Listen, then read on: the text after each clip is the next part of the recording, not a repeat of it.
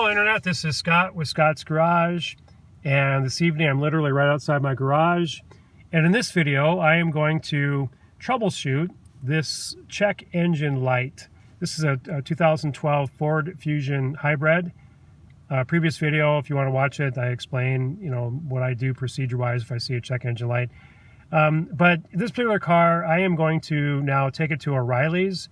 It's a hybrid. For whatever reason, my OBD2 reader doesn't work on the hybrid. I'm going to have them check it out and give me the codes that triggered this check engine light, and we will go from there. All right, just got back from O'Reilly's, and here's the photo that I took. The person that came out to check the code. This is what their OBD2 reader came up with. Very common code, P0130, which is oxygen sensor. It's good news for me. This is an easy fix. It does affect the performance of your engine. The sensor makes sure that your oxygen mixture is correct with the fuel. And I probably would not pass emissions with this code, so it's something that I'll replace right away. But as I said before, it's not like a catastrophic failure. You have time to get this fixed, but good news. Okay, here's the new oxygen sensor. I purchased it from O'Reilly's for about $110 plus tax. Now, the OBD2 reading from the engine code was sensor 1, bank 1. Simply put, sensor 1 means upstream of the catalytic converter. Sensor 2 would be downstream. So this is upstream. This should be easy to get to. Now, they come in two standard sizes. One is 7/8. You might think it'd be metric, but 7/8, and that's what this one is. And the other common size is 22 millimeter. Now, this socket specific to oxygen sensors makes it a whole lot easier. It's open on the side. It fits over the cable, and it fits into a 3/8 drive. Okay, we're going to get to it from the top end of the engine in the engine bay. So the first thing to do is to remove this little plastic engine cover. There's no bolts to hold this on. It's pretty easy. I've already loosened it a little bit, but it's really not much harder than this. I just pull up on this, and it comes right out. Okay, the bank 1 oxygen sensor, upstream of the catalytic converter. The catalytic converter is underneath this little shroud right there. So it's right here. This is really quite simple to get to, and the cable itself you can see is right down there. The connector will pull away from. There's just a little pin that holds it to the frame, and I'm going to loosen it first, and then I'm going to pull it up, and then I'll take the clip and detach it. If you watched it in my other Scott's Garage videos, you know I use this a lot. This blaster penetrating catalyst. It works amazingly well. For oxygen sensors, I mean, we're talking exhaust. It gets very, very hot, and the O2 sensors can really be stuck on there. So what I did, I've already done it, but I just sprayed some on the very top end here and let the penetrating oil seep in. This stuff, you can spray it on very tight old rusted bolts, and within a few minutes you can actually see it come through with the threads on the bottom side. Okay, so here's the 3/8 drive. I've already popped it, but it was quite easy. It just popped right away. Okay, what I'm showing you now, if I can focus in on it, is the wiring harness and the clip.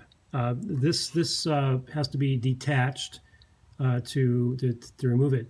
Now, all these clips have just a really simple trick. If you force anything, you're doing it incorrectly.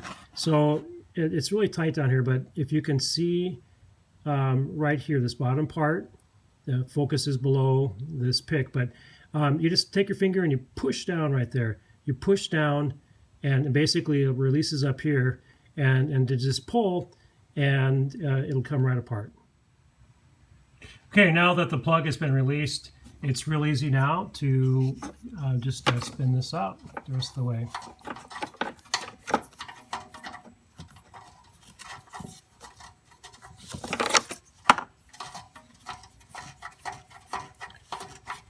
Looks like I have a minor flesh wound right there, if you can see that.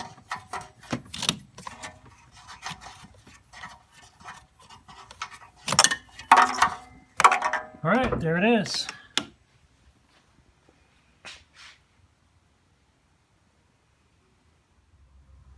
Okay, I want to show you how well this blaster worked. Now, I sprayed it. I waited maybe 5 minutes, and again, it popped right away. Sometimes these can be really tight. But I mentioned before that I sprayed it, and this was tight. So I sprayed it right here, and you can see that it's wet on the bottom side of these threads.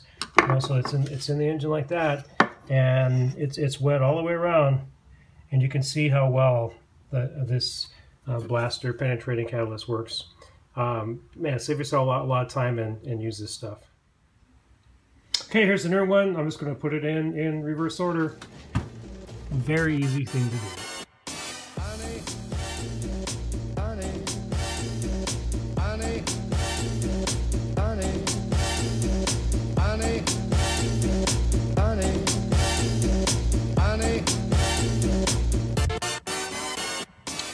Okay, I just pushed the wire plugs together. I snapped into place, and then I just popped it in the two holes that hold it to the bracket there.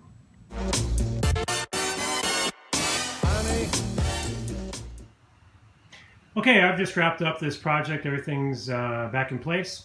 Now, I've not taken it for a test run. As far as the computer itself, the computer, it monitors all the sensors, and sometimes the codes just clear themselves out. It'll sense that it's operating correctly, and I wouldn't be surprised at that in this vehicle. Otherwise, if the check engine light stays on, I'll have to clear the codes, and since my OBDii reader doesn't work on this, I'll take it back to O'Reilly's and just ask them if they will clear the codes. Otherwise, I'll find a different way to clear the codes. But more than likely, it'll just reset itself. It'll sense that everything's correct, and we're good to go.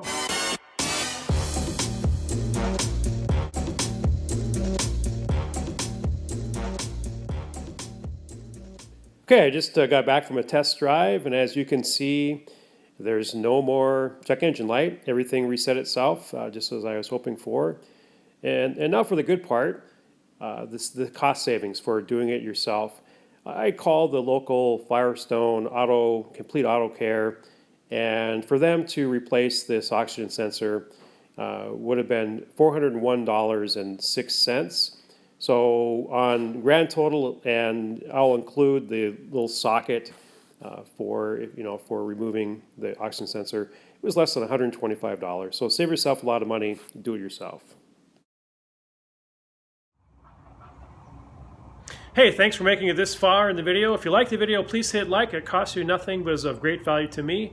Please also consider subscribing to Scott's Garage and hit the bell notification for upcoming videos. Now, I am not a professional mechanic.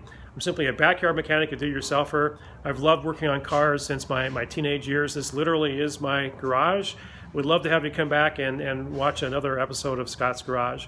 Please also consider downloading the Brave browser. Now, I heard about Brave for months. Various YouTubers didn't check it out, but I did a couple months ago. Absolutely love it. I've been using it ever since. It's very fast, very safe, very secure, very unique.